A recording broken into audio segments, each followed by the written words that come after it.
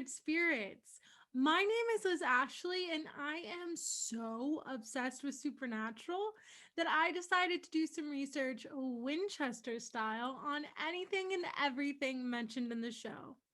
And though the show has sadly ended, this podcast is going to keep the family together. So, what do you say? Do you want to join me on the hunt? This podcast has a lot of reference to death and disturbing situations, so listener discretion is advised. Hello and welcome to episode. What episode is it? I think it's episode 25. I can't keep track anymore. I'm only on 25 and I'm like, I can't keep track. Yeah, we're on episode 25. I'm pretty sure. Yeah, it's 25. So this is episode 25. You think I would know that? All right. So today we are specifically talking about the episode What Is and What Never Should Be. And it's episode 20 in season 2. And it was written by Relay Tucker and directed by the man himself, Eric Kripke. All right, so let's talk about where we see it in Supernatural, which is episode 20, season 2. This is season 2, so of course it is like so aesthetically pleasing. I say that every single time that we talk about season 1 or season 2, because I just like in the later seasons, don't get me wrong, I love the later seasons. I just miss the aesthetic part of it, although I get why they had to let go of that as the times changed. But so they're in Illinois right now, and Sam mentions that he thinks that they're hunting a Djinn, and Dina's like, seriously, a genie? And Sam's like, well, they're not like really genies because they don't grant wishes essentially. So what they do is they feed off people. And Sam even mentions that Jinn are all over the Quran, like they're all in the Quran, and that they usually live in ruins. I just think that's so cool that they're all over the Quran because I know Jinn are very popular in other cultures, and there's actually, like, while I was researching it, there's actually many ways to spell it. Like, most I think spell it Jinn. So Dean goes to this place alone, of course. Of course. I mean, it's only season 2, and they have already established this pattern where Dean goes alone to do things, and every single time it never ends up like you think it's gonna end up. And I'm like, okay, after a few times of going alone and realizing that you almost died those few times, next time, how about go together? Teamwork makes the dream work. I love Dean though. He's always trying to protect Sam, and that's why he does it. But, just saying. So while Dean is looking for the Djinn, it comes out of nowhere and pins him against the wall. And the Djinn in Supernatural, they look nothing like genies. The only genie thing that they really have is, I guess, like the blue light or the blue eyes, or I don't know, blue whatever. They just they they literally have like tattoos all over their face, and I'm pretty sure like all over their body. And when he's pinning Dean to the wall, he puts his like hand up to Dean's head and starts glowing blue. It's actually really cool. It looks really, really cool. So the next thing we know, Dean wakes up next to this girl in some random house. And he's like super confused, and he calls Sam, and he starts to explain to Sam. He's like, dude, like I have no idea where I am. Where are you? Like the Djinn like started attacking me, and then I woke up here. Like I don't know what's happening. And Sam's like, what are you talking about? Oh my gosh, this episode is so funny. So he's like, what are you talking about? He's like, have you been drinking again? And he's like, where's Carmen? And Dean's like, who? What?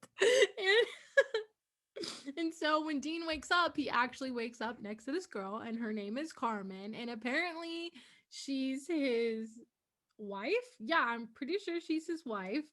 And there's like pictures of their mom everywhere. So that's a weird thing, right? Red flag. And and so when Dean sees these pictures of his mom, he's like freaking out. I mean, of course, like that's an interesting situation to be in. And so Carmen is like, "Are you okay? Like, what's wrong with you?" Because he's like, "Oh my gosh, I haven't seen her so long. Like, I haven't seen her since she died." And here's this girl, like, "What are you talking about?" So Dean finally puts it together and he's like, "Oh my gosh, they grant wishes. Like, of course, this is what's happening. They grant wishes." And I think one of Dean's like deepest desires was to have his mom back, but was to like be a normal family and live a normal life. Like, I think I really do, as much as Dean tries to like push it away and act like that's not what he wants. I really think that that was his deepest desire in life, was to just have a normal life. And so that so that's what happens. And he's like, "Oh, they granted my wish." And see, and I think that proves it. I think that proves it that Dean just wanted to be normal. Like, he's like, Dean is a softie. He just wanted to be normal, and he felt like he could never have that, so he tried to portray his life as the opposite. But we all know that he just wanted to have a normal little life. So that's what happened when the Djinn attacked him. That was just a really long explanation of what he realized. Okay. The psychology behind Dean Winchester. So he starts looking at all these pictures, and he actually found a picture of their dad, and he was like, "Oh man, but in this universe their dad is still dead. In this universe, their dad died of a stroke," and Dean is in disbelief. And he's like, "Oh my gosh, it was normal. It was like a normal death." So Dean was like in disbelief at how normal everything was. He was like, "What? This is crazy. Life's normal? What is this?" And when we see Dean again, he wakes up in his mom's house and he calls Sam, but of course, Sam doesn't answer.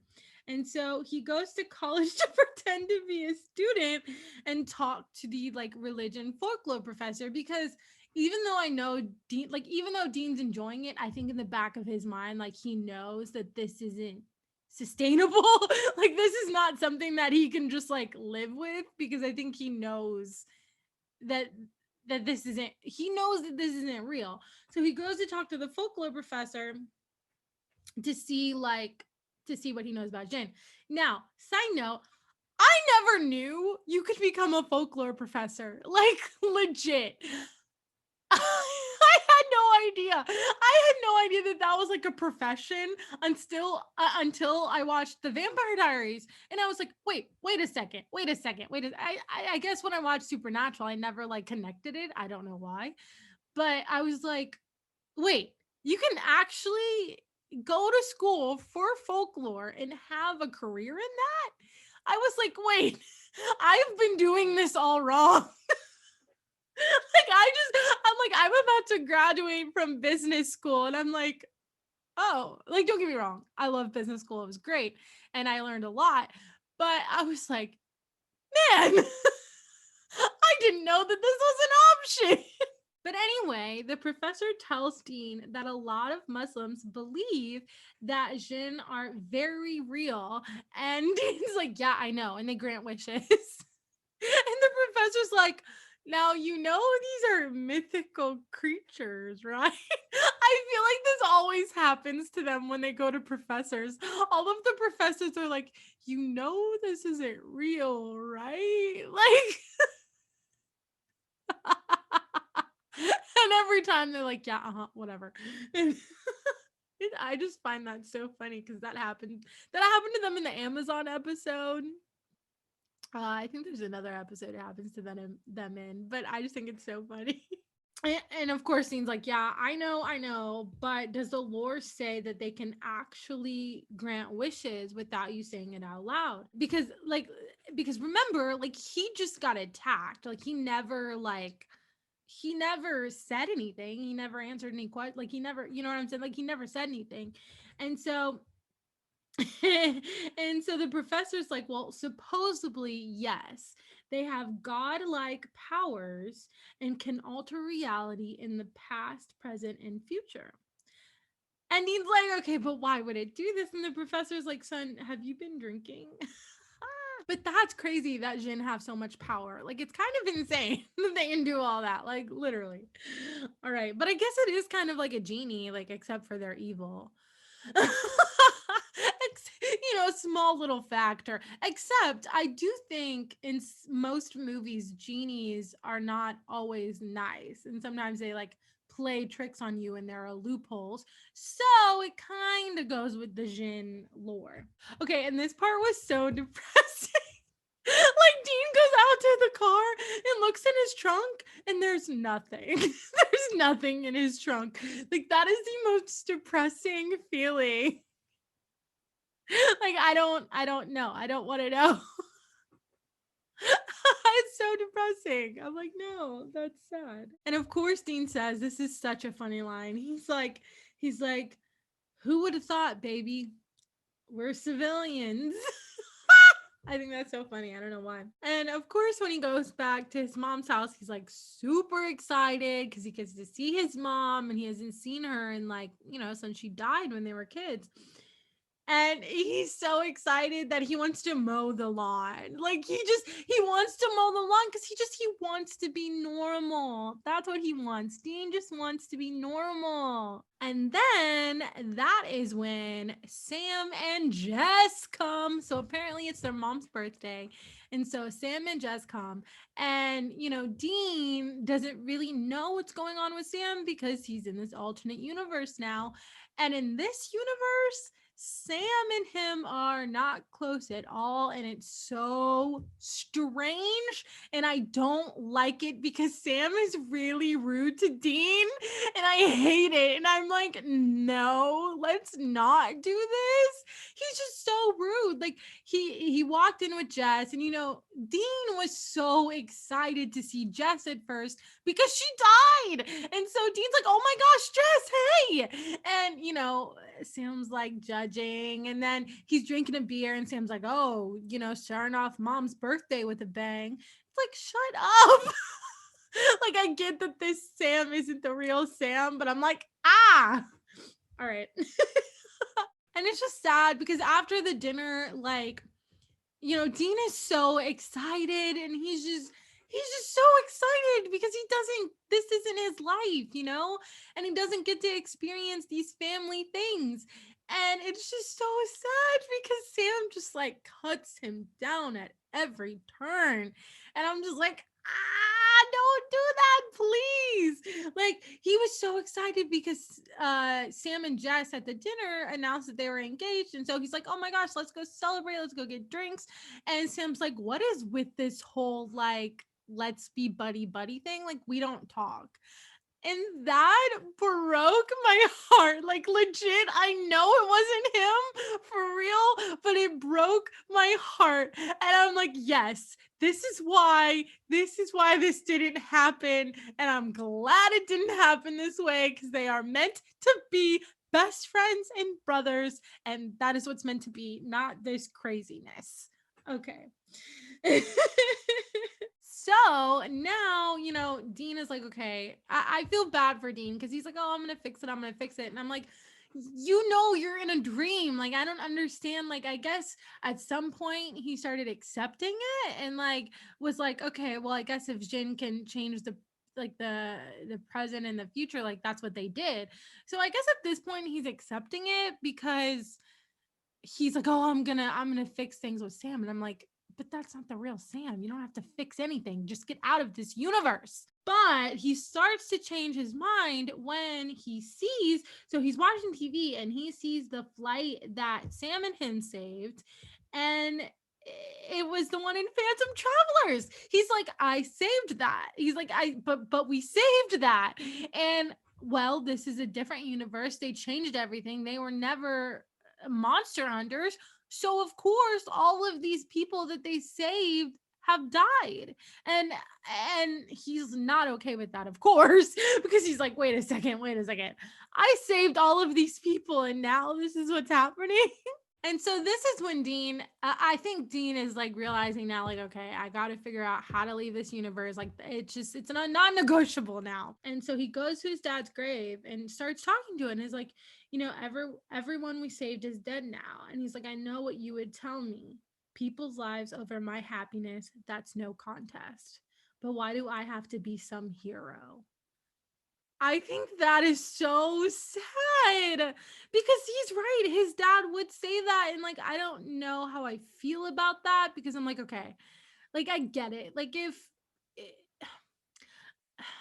I don't know, that's hard. I think in this instance, like, he is saving people and hunting things in the family business. But I do think that his dad like instilled like a hero complex in them, and especially in Dean. And I just feel really bad for Dean because he feels like this is his duty, like this is what he's meant to do.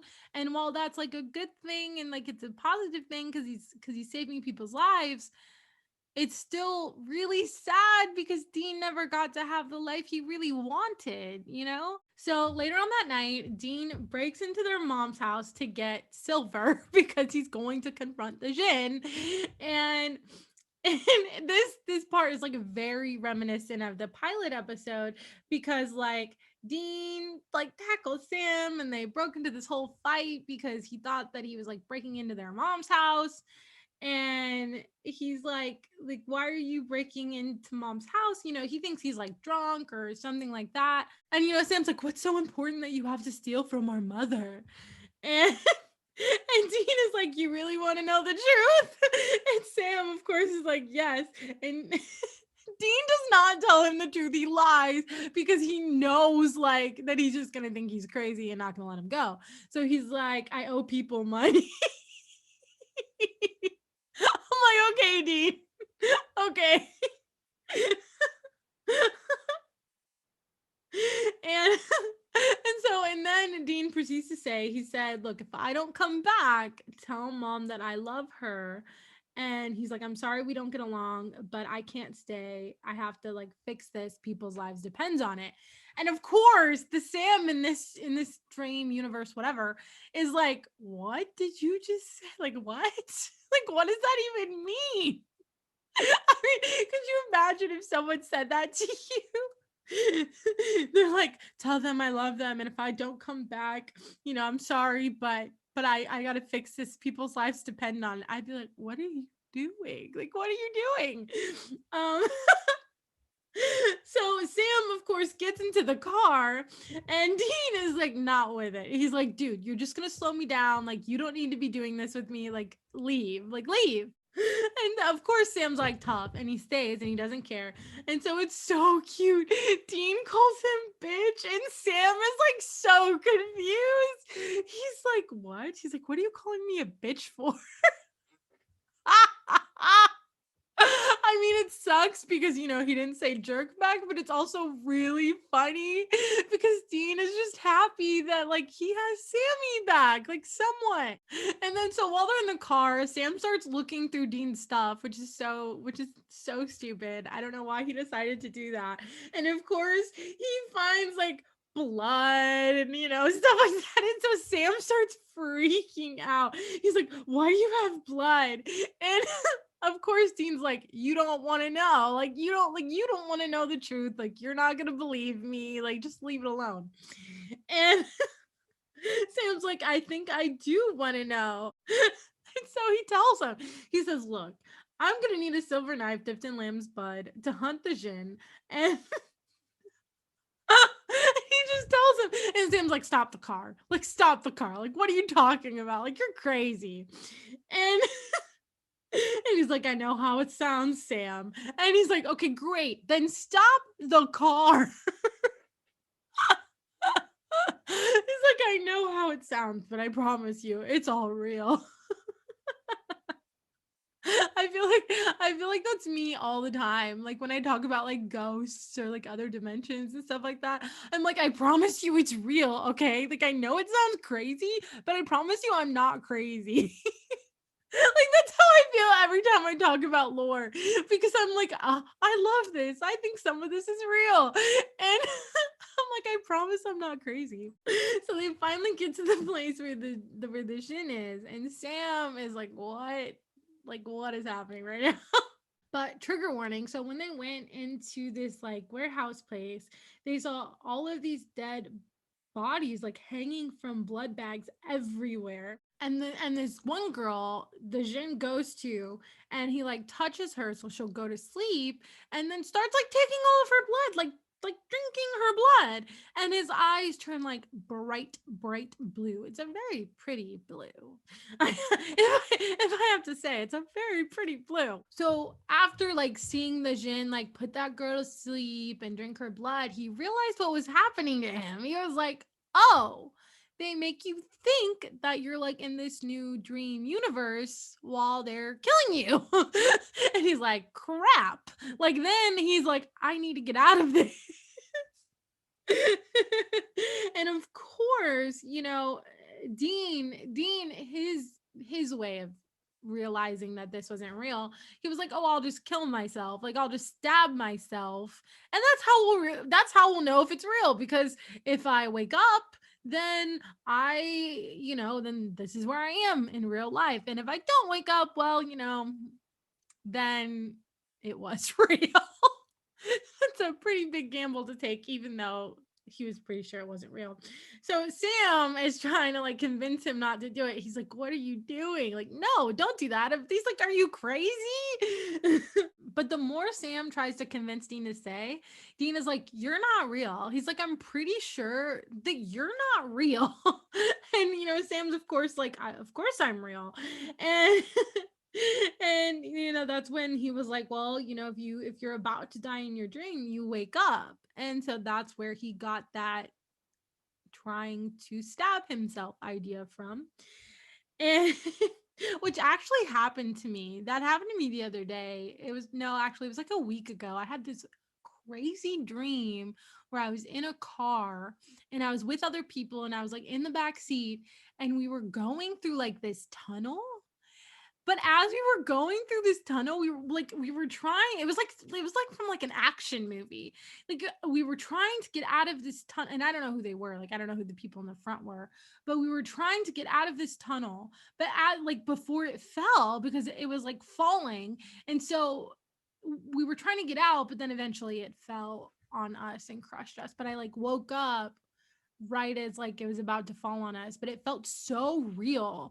It was so bizarre. Like in my dream, I knew I was dreaming, but it also felt so real that like I really was scared for my life. It was wild. And I woke up as soon as like it was about to come down on us, and I was like, oh shit, like wow, that was a wild dream.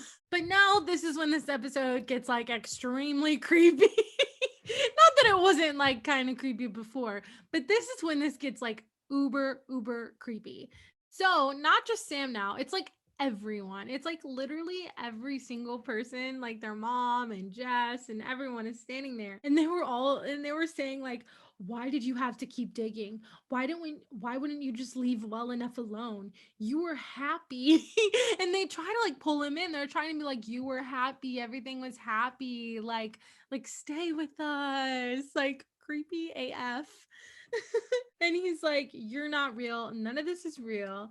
And Mary says, this is better than anything you could ever have out there. And Dean's like, but I'll die. The Shen will literally drain my blood from me. And and Mary says, but she's like, but while you're alive, you'll get to experience this with us. It's like, what? It's like, okay, so like I'll live for like a day or two and experience a day or two, and then, but I'm ultimately gonna die. Like, no, okay. And so of course Dean does not listen to them and like plunges a knife in his stomach, and he does wake up. Of course, he wakes up to the real Sam who wants to save his brother and was mad that he went alone in the first place. Thank goodness. And he was really scared because he really thought he was going to lose Dean. And it was so sad. But my favorite part, I think, of this whole episode is that at the very end, Dean is like, he said, "Aw, Auntie Em, there's no place like home." I love that. And I love the Wizard of Oz episode only because, like, I'm a little biased. I love Wizard of Oz. Wizard of Oz is probably my favorite, one of my favorite movies ever. When I was in high school for graduation, I did the Wizard of Oz, I think in 7 minutes, and I did like all of the characters and everything. It's wild. I actually think I still have it up on my old YouTube. If you guys want to see it, comment on this YouTube video or hit me up on Instagram, and I'll try to get it on my YouTube on Wayward Spirit TV. But yeah, it was my high school and I did the Wizard of Oz in 7 minutes, and I did like all of the characters. It was wild. Like, I still really don't remember how. I mean, I worked really hard. It was a lot of work. But but I actually I know, well, I knew one of the Munchkins from Wizard of Oz. He's passed away since, but when I was younger, he's from St. Louis, and my mom worked at this restaurant, and he would always come in, and he was so sweet to me. And yeah, so I have a long history with Wizard of Oz, and I just love the Wizard of Oz, so that was just great. Um so yeah, it really makes my day when they reference Wizard of Oz. It really does. And like the first time I ever watched the Wizard of Oz episode, I freaked out. Like, when I tell you that the first time I watched that Supernatural episode, I freaked out. I mean, I like was jumping up and down, like screaming my head off, like, "Oh my God, it's the Wizard of Oz. I'm so happy." Yeah, crazy. Okay. But Sam saves Dean and they ride off together in the Impala with all the stuff in the trunk. But Dean tells Sam what happened, and he's like, in the dream, how their lives were and like how everything was supposed to be perfect. And he was like, but the one thing is, like, we didn't get along. And Dean's like, it was supposed to be a perfect fantasy, but it wasn't. And I just think that's so cute because I'm like, of course, like, I'm sorry, the Djinn really messed up when they did that because, you know, Dean is never going to pick anyone, and I mean anyone, over Sam. It's never going to happen. Never in a million years. It will never happen. I don't think the only time it ever probably did happen were like maybe when he was like Demon Dean and stuff, but he still looked out for Sam when he was Demon Dean. So no, like, he will always put Sam first. So the Jin really messed up when they did that, because let me tell you something. Yeah, no. They need, yeah, no. All right. Well, let's talk about the real life lore now. All right. So Jinn, and it says also romanticized as Jinn or genies. So Jinn, Jinn, is actually the Arabic spelling of it, and Jinn, the way that Supernatural spells it, is Djinn. And then, of course, some people just think of them as genies. So there's actually a lot of, like I said earlier, there's like a lot of different cultures that see Jinn as different things, and like even spell it different. So Jinn are said to be created out of either a mix of fire or smokeless fire. And some actually, now some think that it's a type of energy that they're made of, and that the fire or the smokeless fire is just it's more of like an explanation of like the energy. And a lot of people think that this is explained why, like, Jinn, they're not immortal, but they have a longer lifespan than humans, and why they're undetectable to the human eye, because they're just this different type of energy that we don't see, which is totally possible. And I know this is going to sound like I'm crazy, but yep, I'm going to be like Dean for a second. Okay.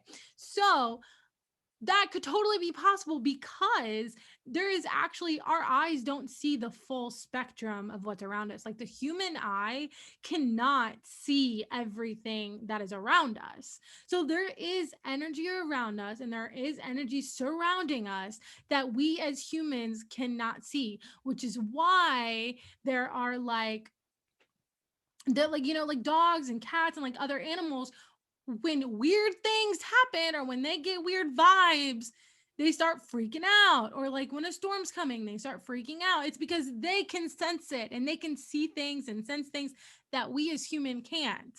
So it's totally possible that Djinn are real. Okay, that's my little PSA for the day. All right. It's my little PSA for the day. So something interesting is actually in the Quran, they are not innately evil or innately good. They actually, it's actually like up to them. Like they get to choose what they are, but they're not innately evil. And I find that interesting because earlier I did say that they were evil. But I feel like in supernatural they're evil, but I guess in like the Quran and like a real life lore instance, they're not innately evil. Like they can pick and choose whether they're evil or not, which that's good to know. So Jinn are beings of flame or air who are capable of they can be a human or they can be an animal form. So in Jinn and Supernatural, we saw the human form, and they they dwell in ruins, which is what Supernatural said. That Supernatural said that they dwell in ruins. So that's in the real Arabic lore. So like we see in Supernatural, Jinn can be killed, so they're not like immortal or anything, but they are free from all physical restraints. So it's not like a human where we have to walk. Like I guess they could like fly around or whatever. I don't know. I mean they're spirits, so I guess they don't have to like exactly walk unless they're in human form. But but yeah. So Jinn actually they like punishing humans for any harm done to them, which okay. And they are said to be responsible for many diseases and all kinds of accidents. But those people that it like happens to, they're knowingly like exploiting the Jinn to get what they want. So basically, like in this lore, the Jinn, if they're being taken advantage of or something like that to make wishes, then they will they will do their god power and they will change the future or the past and f you up. But I think that's interesting because I feel like that's kind of like Aladdin with Jafar. Like he was exploiting the genie, and I don't know if the genie ever did anything bad to Jafar. I don't remember. But I think that's like a similar instance where like Jafar was kind of trying to exploit the genie. Belief in Jinn was a very common in early Arabia, where they thought where where Jinn were actually thought to inspire poets. So even Muhammad originally feared that his revelations might be the work of Jinn. I think that's so interesting. So it is also thought that Jinn were on the earth before human beings, but it's not known how long. But some people believe that they were created 2,000 years before Adam and Eve and are equal to angels in stature. So this is actually it's from the Quran, I believe. And so so the Jinn, their ruler, who is called Shaitan, refused to worship Adam from like Adam and Eve. So he was cast out of heaven, kind of like the devil. So there's like a parallel there. So this shows that like Jinn can choose to be good or evil. Like they can choose what they want to do. Not that I'm saying that the Jinn that didn't want to worship Adam is evil. I don't think that that's evil.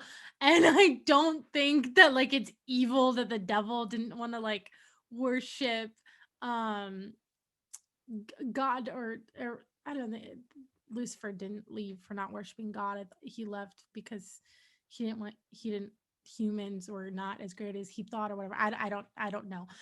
But I don't think that's inherently bad either. Like I don't think we should call Lucifer evil because he decided to fall from heaven. Like I don't think that's evil per se. Like I think he just wanted to do his own thing. So that's kind of how I feel about Jin. Like I don't think that's evil per se. I just think that they wanted to have their own lives. Like I cannot I think that's a perfectly reasonable reasonable option. Okay. Okay, so here is like the story or the lore behind Jinn that kind of got that whole like genie in the bottle thing started. So let's read it. It's really interesting. So in pre-Islamic lore, Jinn are known to be invisible, but they have the power to shapeshift into another form like animal or human, like we said. And King Solomon actually used a magic ring to control the Jinn and protect him from them. So the ring had like a living force of its own, and with this ring, he branded the necks of the Jinn as his slaves, which is interesting because I think that's interesting because Supernatural had all those tattoos on their faces, so maybe that was like a branding, you know. But one of the Jinn was like upset, and as we said earlier, when you are exploiting the Jinn or you do something bad to them, they will retaliate and they will f you up. And so this is what happens. So one of the Jinn was mad, of course, because he was a slave and being controlled. And while King Solomon was taking a bath in the river, he decided to take over his throne. He took the ring and took over the throne and just was like, "Yep, I'm doing me now." And so King Solomon had to become a wanderer, which, look, I mean, if you're going to enslave people, whether they're supernatural creatures or not, I don't care. You deserve to not be a king and to wander around. Okay? Okay. Thank you. but but God compelled the Jinn to throw the ring into the sea, and Solomon retrieved it and punished the Jinn by imprisoning him into a bottle. So that's crazy. Like that's how that ended up. That's how that story. That's like the original story. That's the original genie story, which I think is cool. But I also don't think it's very cool that the Jinn had to like be imprisoned for wanting to be free. Like what? Okay, um, doesn't make any sense. But I do think that story is really interesting, and I think it's really cool that Jin are tied to a real life person. Like I'm pretty sure King Solomon was real. Like I googled it, and it said that he was like a real historical person. And that, well, they're pretty sure he's real. So that's cool. I think that's so cool that he's like tied to a real person. All right, now let's talk about the similarities and the differences between supernatural and the real life lore. So, supernatural, basically, the only thing that was different from the real life lore was that they bled people dry and drank their blood. That was not in the real life lore. But one similarity is that they can be malicious or evil if you prompt them to. So like if you're evil to them, or if you're taking advantage of them, they will come back and retaliate. But in supernatural, they're just like innately evil. And see, in the real life lore, they can pick and choose. They're not always evil. So that's another difference, that in supernatural they're just like innately evil, and in the real life lore they're not. And it's also different. I don't They do grant wishes, but it's not like in supernatural, I don't think, although they can change like the future and the past. um it's still different. Like they're not putting these people in dream states. They're just making them have like really bad accidents and changing the course of whatever's going on that day. Like suddenly becoming king and taking the ring that has enslaved them all. so they're not always evil, they're not always bad. And the the genie in a bottle thing, that's actually a difference, because in the lore, in the real story, there is a story about how the Djinn ended up being a genie in the bottle. But in supernatural, the Djinn were not in a bottle at all. They were not like a genie like you would think of most genies.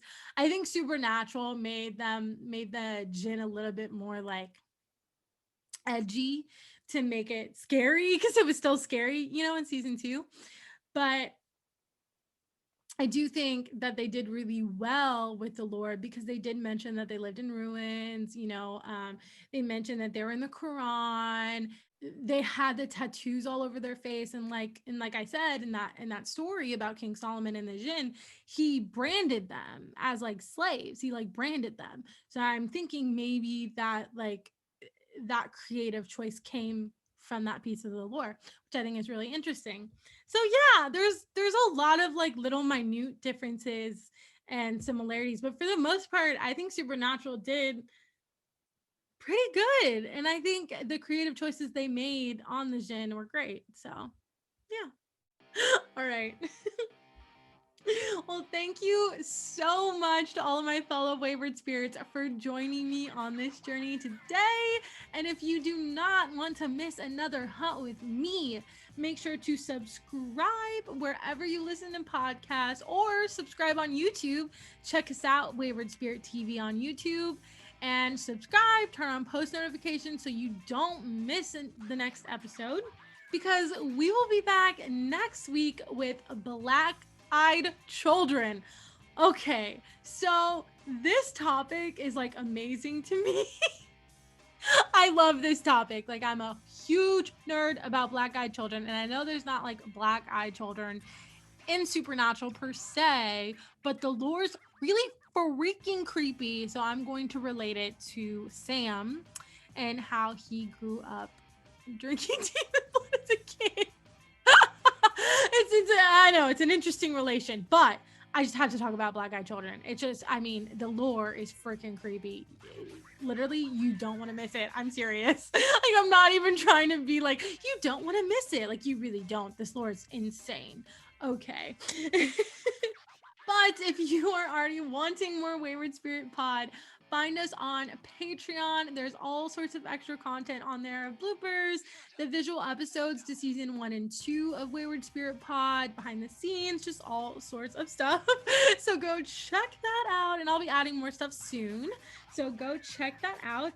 And I would love to put together some listener stories. So if you have anything to say about Djinn or have a supernatural story of your own, let me know. You can send me a text file, an audio file, a video file to waywardspiritpod@gmail.com because I would love to hear them and get them on the show. And if you are wanting even more Wayward Spirit Pod, check us out on Instagram at Wayward Spirit Pod, at Wayward Spirit TV for our YouTube, and on Patreon at Wayward Spirit. And yeah, oh, and check out our merch. Go to waywardspiritpod.com and check out our merch. It's some great merch. Let me tell you, I'm a little biased, but I wear it all the time. So check it out. It won't disappoint, I promise you. And yeah, that's all I got this week, everyone. All right, well, stay spooky, and I will see all of you Wayward Spirits next week. Bye.